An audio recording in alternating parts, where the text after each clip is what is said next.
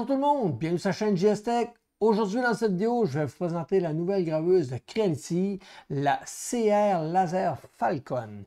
Qu'est-ce qu'elle a de différente avec leur ancien modèle? C'est simple, c'est un laser de 10 watts qui a été ajouté à la machine. Alors, très bonne chose pour ma part. Le 10 watts semble vraiment se concrétiser et devenir un standard dans l'industrie du laser, ce qui est une bonne chose. On parle de vitesse de 10 000 pour la machine en question. On parle d'une dimension de gravure de 400 par 415 mm, un focus de 0.06 par 0.06. C'est vraiment précis, là. J'ai hâte de la tester. Je vais vous montrer d'ailleurs ici des images que je vais graver avec elle aujourd'hui et on va regarder aussi dans la vidéo comment je les grave. Alors, on parle aussi d'un niveau à bulle intégré. C'est correct. On parle aussi d'un gyro qui fait que si elle reçoit un coup, si elle tombe par la vibration ou autre, ben automatiquement le laser va se couper pour éviter que le feu prenne. Ce qui est une bonne chose, c'est une sécurité normale qu'on apprécie. Ensuite, on peut couper 12 mm dans du bois en une seule passe. Alors, je ne sais pas quel bois on va pouvoir faire ça. Je vais regarder si mes bois ici que j'ai présentement me permettent de le faire. C'est pas impossible. Pour ma part, je n'ai jamais réussi à couper 12 mm en une seule passe. Mais sinon, ben, on parle aussi de couper 18 mm en plusieurs passes dans différents bois.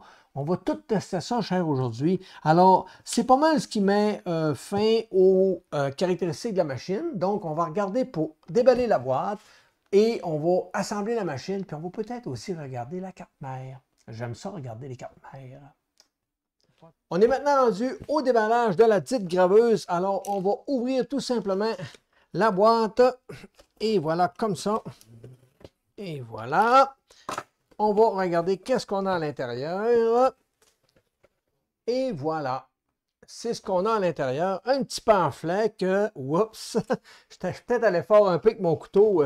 J'ai fait une petite ouverture dans le pamphlet. C'est pas grave, on aime ça de même, nous autres. Petit pamphlet de montage, quelques petites photos.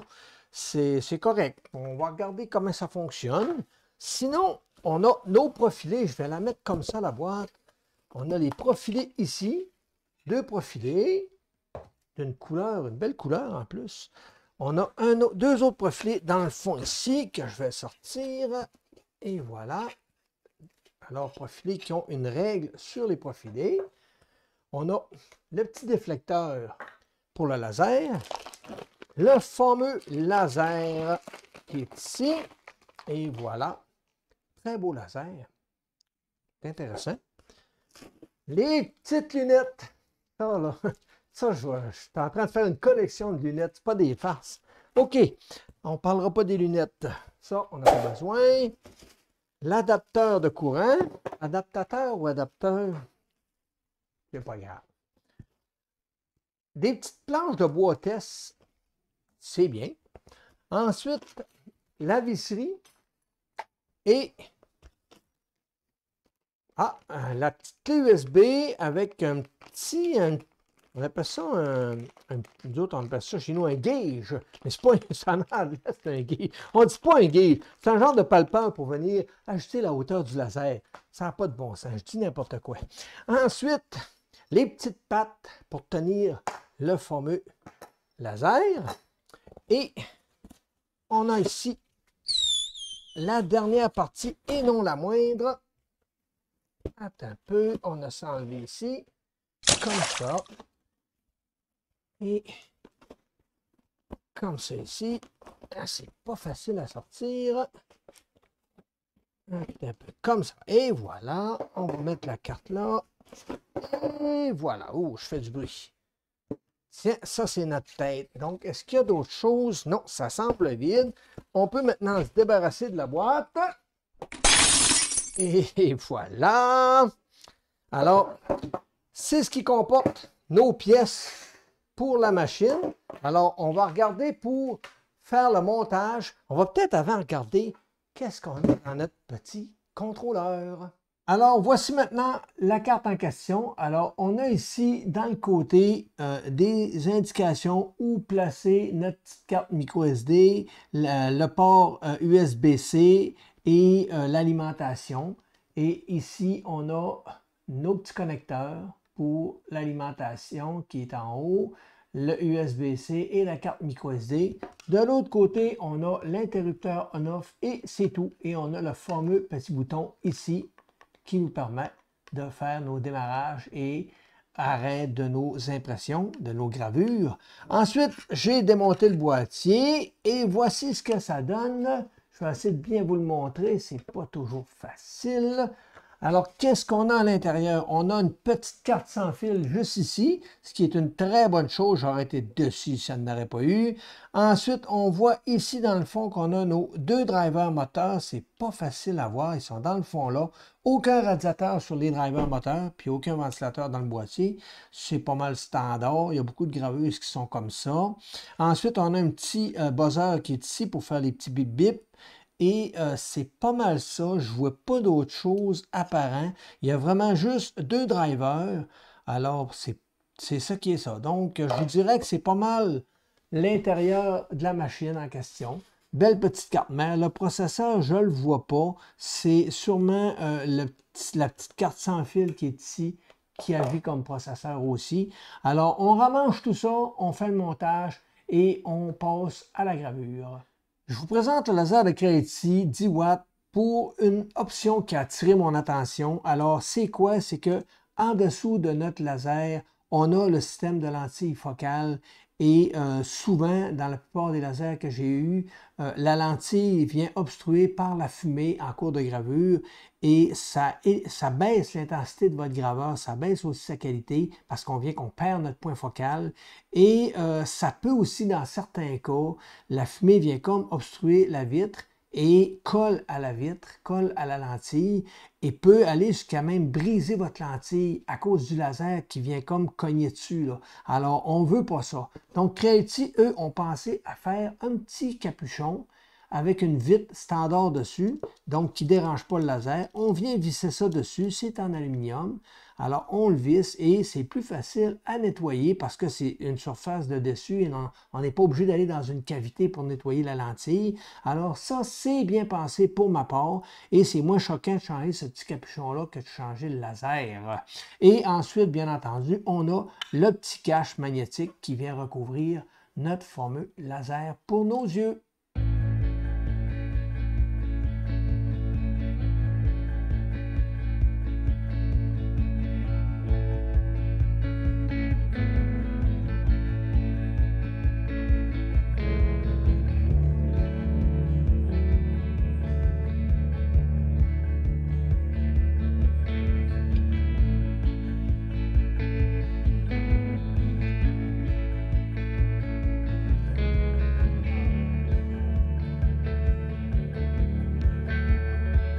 Et voilà, pas plus long que ça à monter, ça a été d'une simplicité vraiment enfantin.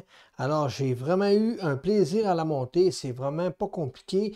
Les vis sont toutes pareilles, on a toutes la même grosseur de vis. On en a même deux de plus dans tous les modèles de vis qu'on a, on en a deux de plus. Ensuite, il a fallu que j'ajuste mes courroies, ça c'est normal pour l'assemblage. Les roues étaient parfaitement ajustées pour cet axe-là, l'axe du Y. Par contre, l'axe de X, mes roues ne sont pas bien ajustées. Il a fallu aussi que je nettoie un petit peu mes rails. J'avais des petites taches qui faisaient des petits points durs. Donc, je les ai nettoyées, puis ça a réglé le problème. Elle glisse parfaitement bien. Il y a juste cette partie ici que ma tête bouge un petit peu. Alors, mes roues sont carrément pas bien ajustées. C'est pas anormal. Souvent, c'est dans le transport que ça fait ça. Alors, c'est voulu parce que ça empêche les roues de marquer, de créer des points durs. Et voilà, c'est pas plus long que ça. Tiens, c'est ajusté. Et voilà, il me reste à vérifier. Ah, cet axe-là n'est pas bien vissé. Je suis capable de la bouger comme ça, voyez-vous. Alors, je vais tout simplement venir resserrer mes deux petites vis de chaque côté, comme ça. Je vais peut-être regarder avant si mon éclairage est bon par rapport à mon laser. Alors, on va se mettre comme ça. Prendre notre petit équerre et on va venir vérifier si je slack un peu ma vis. Ah oui, je vois la différence. Là, je suis vraiment d'équerre et voilà, je viens serrer ça très dur. Pas plus compliqué que ça. Et voilà. Donc, c'est aussi simple que ça. J'ai plus rien qui bouge. Tout est parfaitement rigide. mon laser est merveilleusement rigide aussi. Et voilà, on est prêt maintenant à brancher ça à l'ordinateur, vérifier si on a des mises à jour pour la carte mère et sinon, ben, démarrer des tests de gravure. Alors, nous voilà maintenant rendus à la portion ordinateur. On va maintenant regarder qu'est-ce qu'on a dans la carte micro SD qui vient avec la graveuse laser. Donc, si on regarde ici, on a le dossier Laser Engraving. Alors, c'est le manuel d'instruction que vous pouvez lire sans problème. C'est un PDF. Sinon, vous avez un dossier software qui vous permet d'installer Laser GRBL avec un petit vidéo explicatif. Et vous avez aussi une version démo de 30 jours de Lineburn avec une petite vidéo pour vous montrer comment faire et le petit fichier de config qu'on va y revenir dans pas long qui est important.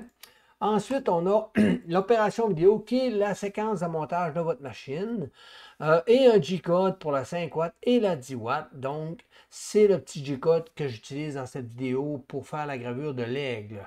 Et on a aussi le focus qui est une vidéo pour vous montrer comment ajuster votre focus et des petites recommandations pour les paramètres de base pour différents matériaux, vitesse et autres pour votre graveuse. Ça fait bien quand c'est pour commencer. Alors, je vais enlever ça et je vais insérer une nouvelle carte micro SD formatée en FAT324096, bien entendu. Et on va aller ici sur notre navigateur et dans l'option recherche, on va faire une recherche sur la CR Laser Falcon 10 watts. Et on va prendre le lien qui parle de Creality.com. Alors, automatiquement, on tombe sur cette page-là.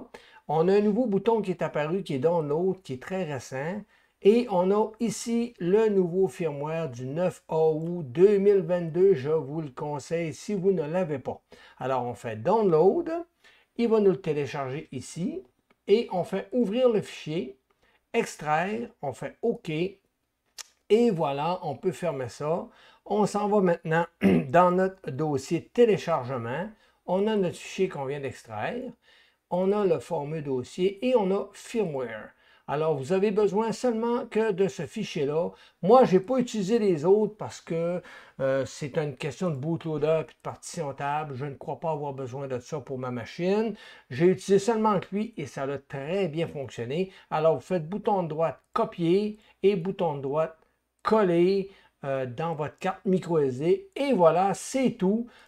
on va maintenant regarder pour les logiciels. Alors, pour ce qui est de Laser GRBL, c'est simple. Vous faites juste choisir votre port COM, la vitesse de 115-200 et vous faites connecter. Et automatiquement, ça va connecter. Là, par contre, je vais être obligé de redémarrer ma graveuse laser comme ça. Et voilà. Et je vais maintenant essayer de faire un connect. Et voilà, ça connecte très bien. Je peux maintenant bouger mes axes sans aucun problème. Alors, pour Laser GRBL, c'est aussi simple que ça. Et pour Light and Burn, c'est simple. Vous l'ouvrez, vous allez dans Appareil, vous faites Importer et vous allez chercher votre clé USB de la compagnie. On va remettre notre clé USB. Je l'avais enlevée. Alors, je la remets. Et voilà. Et je m'en vais dans le dossier de la clé USB. Section Software, Light and Burn, et je prends le fameux CR Laser Falcon. Et voilà, ça me donne mon fichier que je définis par défaut. Je fais OK. Et lorsque je vais prendre mon COM, automatiquement, ma graveuse vient de faire son home et elle est prête à fonctionner. Alors, c'est aussi simple que ça pour les logiciels. Maintenant, on va regarder pour flasher votre carte mère de votre graveuse. Alors, on ferme ici la carte mère, on s'assure qu'il n'y a pas d'alimentation, on rentre notre carte micro SD dans le lecteur de carte et on démarre tout simplement. Là, qu'est-ce qui va arriver pour vous et non pas pour moi parce que je l'ai déjà fait, c'est que votre lumière va rester allumée, elle ne flashera pas comme ça. Elle va rester allumée et pendant environ une trentaine de secondes, le travail va se faire. Je vous conseillerais peut-être de la laisser brancher une bonne minute. Ensuite, vous la fermez. Vous enlevez votre carte micro SD et voilà, c'est fait. Vous êtes prête à fonctionner avec votre graveuse. Maintenant, je vous avais dit que je vous montrerai comment je fais mes gravures. Alors, c'est simple. J'utilise une application qui s'appelle Image Air. Alors, je clique sur le petit nuage qui est ici. Je double-clique sur l'image que je veux traiter. Ensuite, je peux soit faire une image carrée, arrondir les coins. Alors, c'est moi qui décide de ce que je veux. Pour ma part, ça va être une tuile en céramique. Donc, ça va être une image carrée. Je fais OK là-dessus. Ça me donne ça. Ensuite, je m'en vais ici. Je me mets en millimètres. Je lui dis que ma tuile, elle a 150 mm avec un DPI de 320 environ. Et je fais OK là-dessus. Et voilà, ça me donne une image maintenant qui est rendue à 320 par 150 par 150. Maintenant, je vais appliquer un traitement. Je vais utiliser le Casia pour de la céramique peinturée en blanc. Et je fais OK. Et voilà. Maintenant, je peux m'amuser à mettre moins de noir, peut-être plus, des tons plus clairs un petit peu, là, pour avoir des meilleurs détails, là. Et quand ça c'est fait, je peux même appliquer des ajustements automatiques, des color correction et autres. Et une fois que c'est fait, je peux regarder qu'est-ce que ça va donner sur mon visuel. Alors, si j'agrandis ma fenêtre, on voit exactement comment ça va ressembler sur ma céramique. Et ensuite, j'ai juste à faire Download, faire OK là-dessus. Et voilà, j'ai mon image prête à être travaillée. Maintenant, je m'en vais dans Light and Burn. Alors, Light and Burn qui est ici. Et voilà. Et je vais tout simplement importer la dite image que je viens de travailler, qui est celle-là. Et voilà. Tout ce que j'ai à faire maintenant, c'est d'aller dans ma section ici, de lui donner des paramètres de vitesse environ. J'y vais comme ça à l'œil. Je n'ai pas fait de test. Environ 40%. Et je vais me mettre en mode relais. Parce que comme j'ai traité mon image, voyez-vous, si on regarde, là, mon image, c'est toutes des points, là. Alors, ce n'est plus vraiment une image, c'est devenu tous des petits points. Alors, comme j'ai traité mon image, je ne veux pas que lui y traite. Alors, je coche l'option relais, ce qui fait qu'il ne traitera pas l'image. Je vais lui demander aussi de dépasser de 10% la photo. Quand il va graver, il va dépasser 10%. Puis quand il va revenir, ben, ça ne me fera pas de barre noire sur le contour ici, là. Alors, c'est pour ça qu'en mode bidirectionnel, c'est peut-être bien de mettre un 5 à 10% minimum. Ensuite, le nombre de passes, c'est juste une. Alors, c'est tout. Alors, je fais OK et je peux enregistrer mon JK directement sur ma carte microSD ou démarrer la machine, faire un cadré ou autre. J'ai tous mes outils qui sont à disponibilité. Je peux choisir le port COM de ma machine et voilà. Donc, c'est ce qui complète la petite section comment je fais pour faire mes gravures.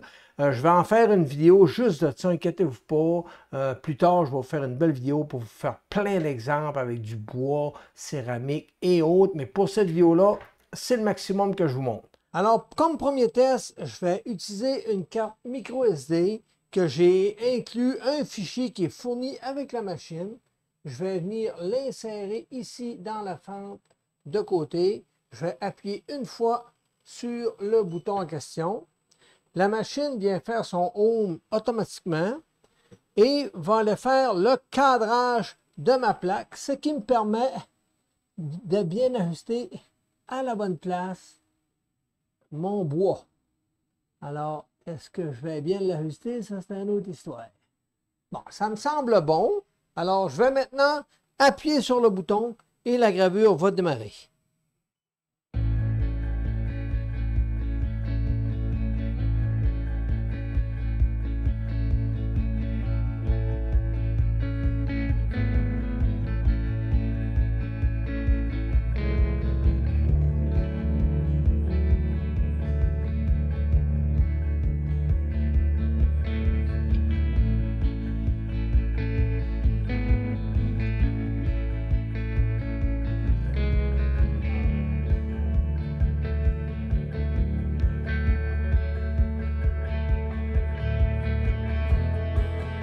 Et voilà, c'est maintenant terminé. Alors, j'enlève le cadrage et je peux maintenant regarder qu'est-ce que ça a donné. Ça a très bien fonctionné sans R6. J'ai quelques petites parties ici qui sont restées prises et voilà. Alors, première gravure, ça s'est bien passé.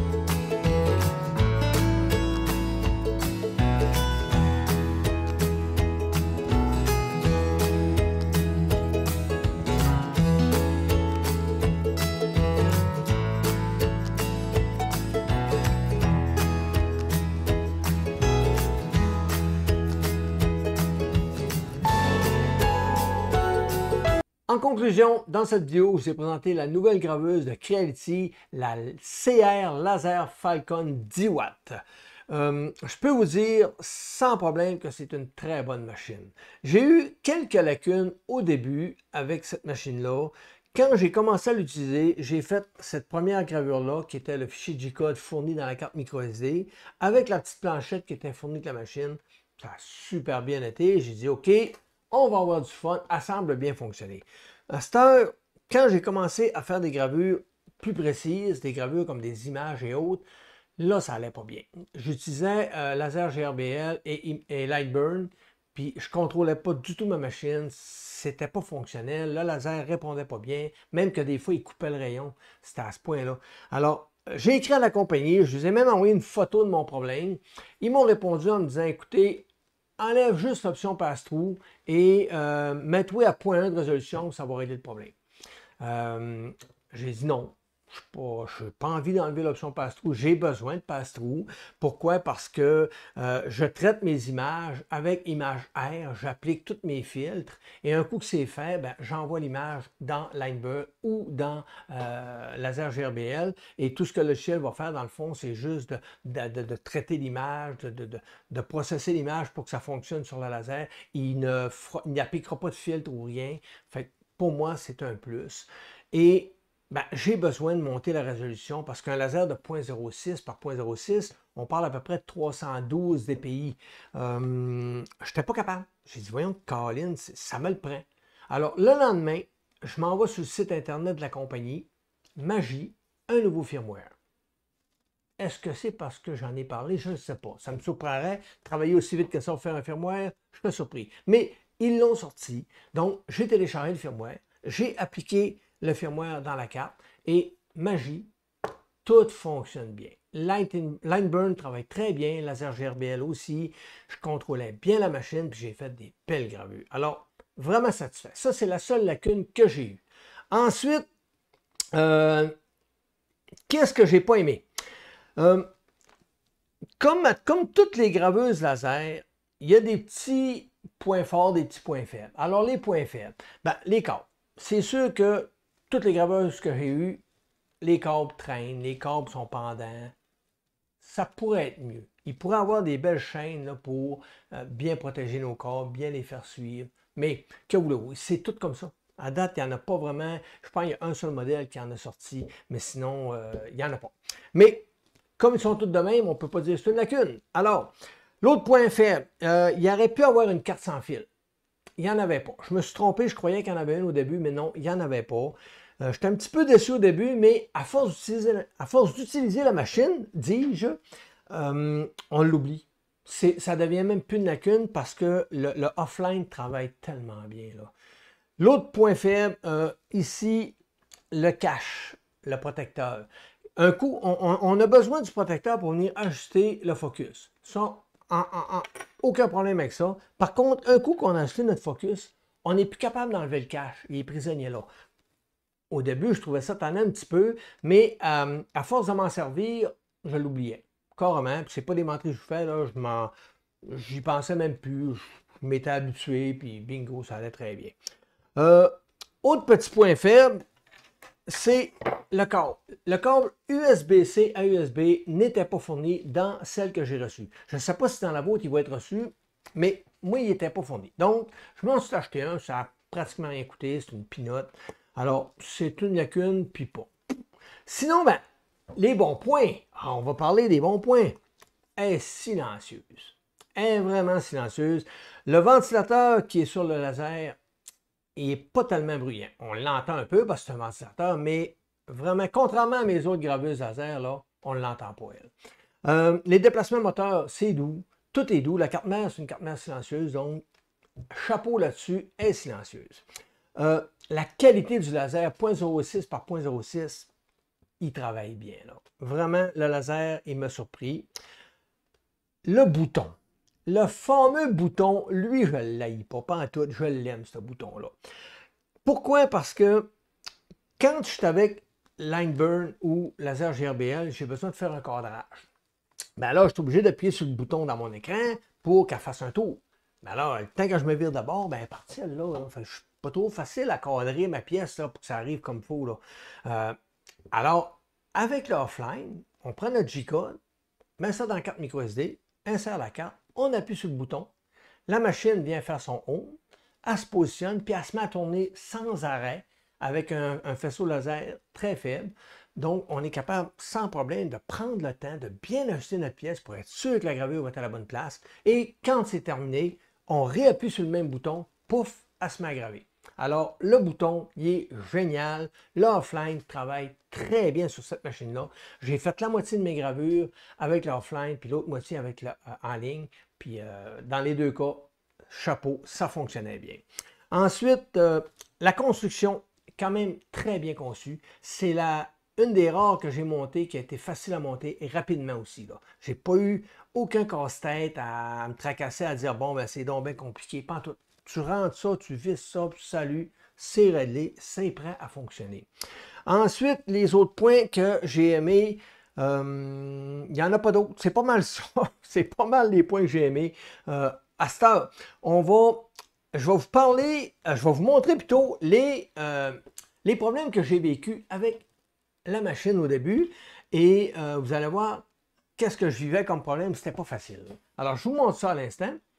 Alors, j'avais commencé à graver un tigre. Et si vous regardez ici les côtés, là, tout était décalé. Même quand on regarde ici les dents, c'est tout décalé. Alors, je n'étais pas satisfait, mais je trouvais que la qualité du laser était là quand même, mais pas satisfait. J'ai dit, qu'est-ce qui se passe? Là, c'est là que j'ai écrit à compagnie, j'ai eu ma réponse, et un coup que le problème a été corrigé, là, ça a sorti comme il faut, là. Et voilà, ça a super bien sorti. Je suis vraiment satisfait, il y a beaucoup de détails dans l'image. Les paramètres auraient pu être optimisés encore un peu, là, mais c'est quand même pas choquant pour une première gravure. Alors, il ne faut pas oublier non plus que c'est pas le bois le plus de qualité que j'utilise, c'est un bois que j'achète pas cher. Puis, le bois, c'est quand même un matériau qui est assez touché à graver parce qu'on n'a pas beaucoup de références. Quand on prend une céramique, ben, la céramique, elle ne change pas. On a une surface qui est dure, donc on a un paramètre qui est stable.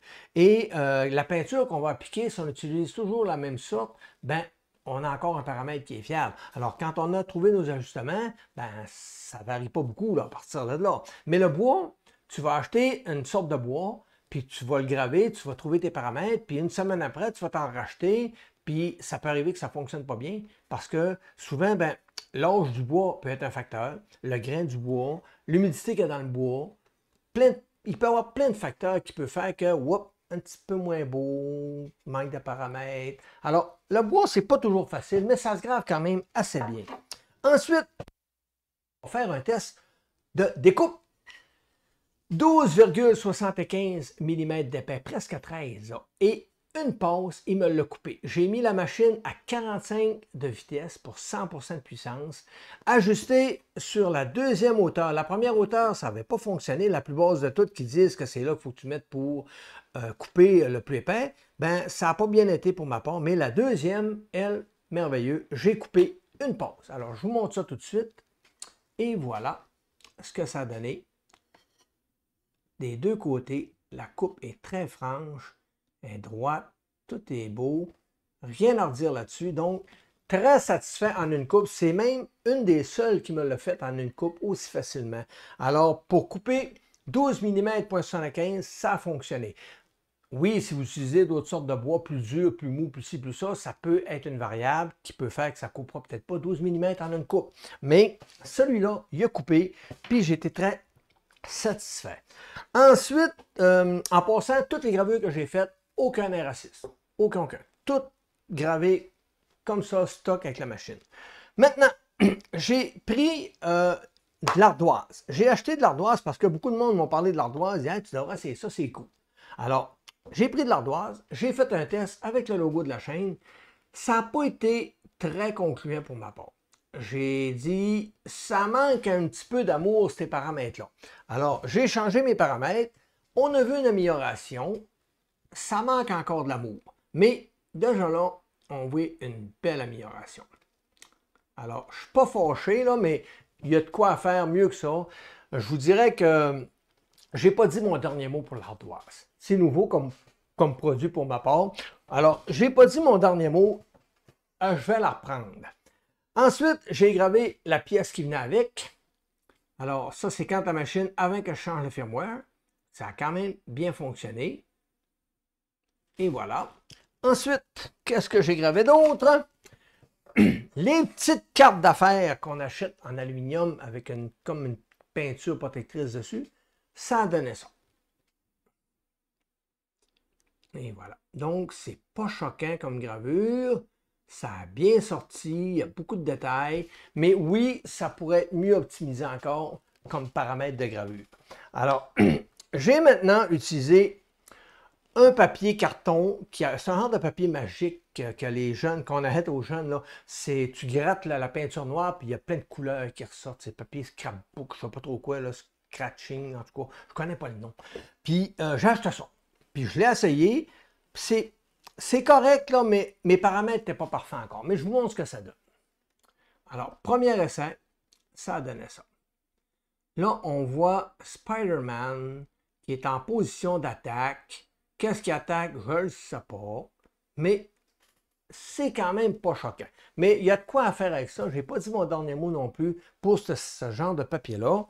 Alors, le fameux miroir. J'ai gravé le miroir. Bien entendu, sur le Discord, parce que oui, le Discord, c'est vraiment génial. J'ai plein de monde qui viennent me voir et je leur parlais de ça que j'étais en train de regarder pour graver un miroir. Ils m'ont dit, écoute, Jocelyn, il dit, tu devrais essayer des miroirs en plexiglas. C'est vraiment génial. C'est pas mal plus facile à graver, puis ça va vraiment bien, puis ça sort bien. Ben, j'ai dit, OK, on va en acheter. Donc, c'est Stéphane puis David qui m'ont conseillé d'utiliser des miroirs en plexiglas. Pas de dents que ça casse. Et ce que j'ai aimé, première constatation, en le gravant, parce qu'on grave le côté en dessous, c'est qu'un vrai miroir, c'était vraiment toxique. Quand je le gravais, là, même si mon ventilateur soufflait la fumée dehors, je sentais la toxicité de ça. Ça me rentrait dans la gorge. J'ai perdu connaissance une fois et demie. J'exagère un peu, là, mais c'était toxique. Alors, lui, aucun problème. Je l'ai gravé, pas de problème. Alors, je vous montre qu'est-ce que ça donne. Et voilà, c'est pas facile à montrer un miroir, là, mais ça donne ça. Donc, ça a bien sorti. Quand j'ai fini de le graver, j'ai appliqué une couche de peinture en arrière pour faire ressortir le design. Et vraiment satisfait. Il y a d'autres choses à faire avec ça. Je vais sûrement m'amuser à aller plus loin avec ce style de miroir-là. Et la dernière gravure, et non la moindre, ben oui, la céramique. J'ai gravé une plaque de céramique. Alors, une couche de blanc. Tout simplement, j'ai fait une couche de blanc, puis j'ai parti la gravure. Alors, c'est ce que ça a donné. Et voilà. Donc, j'ai gravé cette photo-là. Ça a vraiment bien sorti. J'ai mis aucun après reluisant, rien. C'est ce que ça a donné. Un coup, la gravure terminée. Alors, vraiment satisfait de cette image-là. Je commence à être pas pire avec les images. Ça s'en vient, là. Et voilà. Donc, c'est pas mal ce que j'ai fait comme gravure. Ensuite, qu'est-ce que je pourrais dire d'autre de la machine? Il y a un petit niveau au-dessus le dessus. Le niveau, je me suis bien posé la question, à quoi sert ce niveau-là? Parce qu'on s'entend que si je viens mettre la machine sur ma table et que je viens poser ma pièce, bien la pièce est pas mal équerrée avec ma table. Donc, c'est au niveau. Je me demandais à quoi servait le niveau. Puis après avoir parlé avec la compagnie, ils m'ont dit que si tu viens soulever ta machine pour venir mettre un Rotary pour graver sur des surfaces rondes, c'est là que tu vas peut-être apprécier d'avoir ton niveau parce que tu vas pouvoir bien ajuster le niveau de ta machine par rapport à ton Rotary. Fait que j'ai dit, OK, c'est pas fou, je déteste pas l'idée. Parce qu'au début, je comprenais vraiment pas pourquoi il y avait mes niveaux. Mais sinon, ben, il est là, ça fait le travail. À part ça, c'est pas mal tout ce qui met fin à la vidéo. J'ai pas mal parlé de tout ce que j'ai aimé, ce que j'ai pas aimé. Alors, est-ce que je vous le conseille? Oui, sans problème. C'est un très bon produit. Ce qui on achète une machine, il faut regarder qu'est-ce qu'on recherche comme option. Qu'est-ce qu'on a besoin comme graveuse laser? Alors, si vous avez besoin d'une graveuse qui fait de la belle gravure, qui est capable de faire une bonne découpe, c'est un produit qui est intéressant. Si vous avez besoin d'avoir l'option offline avec le bouton, c'est encore intéressant. Fait, tout est une question, qu'est-ce que j'ai besoin? Puis c'est quoi la qualité que je vais aller chercher? Si vous voulez faire de la petite découpe, ben, c'est peut-être une machine peut-être trop luxueuse pour faire juste de la petite découpe. Mais si vous avez vraiment besoin de faire des belles gravures de qualité, ça commence à être un produit qui est intéressant. Donc, c'est un produit que je vous conseille sans problème parce que moi, je l'ai adoré et je suis très sincère en vous disant ça. Elle va vraiment bien. Alors, c'est pas mal ce qui m'a fait la vidéo. En espérant que vous avez aimé, je vais vous mettre des liens dans la description pour que vous puissiez acheter le produit si ça vous intéresse. Bien entendu, je l'ai juste reçu gratuitement. C'est tout. Alors, je vous ai fait une vidéo pour vous la présenter. Ça s'arrête là. Alors, merci tout le monde, en espérant que vous avez aimé la vidéo. N'oubliez pas, abonnez-vous, très important, c'est ce qui permet à la chaîne de grandir. Un petit pouce en l'air, laissez-moi un commentaire, j'adore les commentaires, je réponds à tout le monde. Et n'oubliez pas la petite cloche pour avoir les avertissements, c'est un gros plus. Merci tout le monde, à la prochaine, bye bye.